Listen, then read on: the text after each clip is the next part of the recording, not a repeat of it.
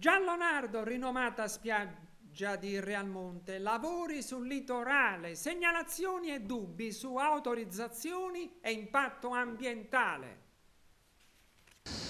Molto banalmente sembrerebbe strano, ma noi siamo qui perché sarebbe utile che si cominciasse ad affermare che le leggi vanno rispettate e che quando gli uomini si sono messi d'accordo per vivere in modo civile si sono dati delle regole che, se non rispettate, vuol dire che ci sono delle logiche diverse.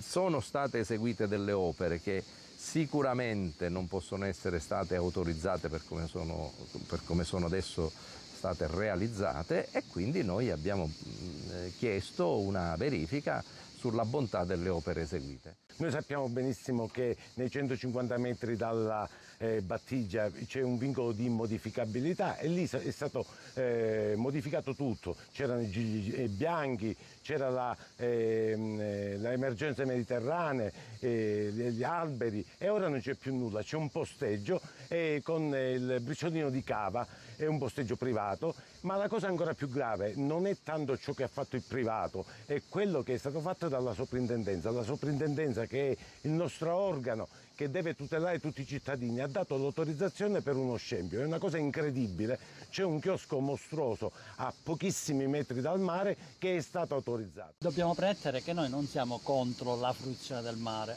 qua le associazioni ambientaliste sono per una fruizione sostenibile, diciamo così, del mare. La legge del 76, la legge regionale 78 del 76 stabilisce delle regole per la fruizione del mare. Sul litorale, entro la fascia dei 150 metri, si possono realizzare dei manufatti che sono a diretta fruizione del mare, però quando poi questi manufatti, queste autorizzazioni diventano il pretesto per fare altro o per modificare completamente quello che è l'aspetto della costa, diventa un problema per tutti.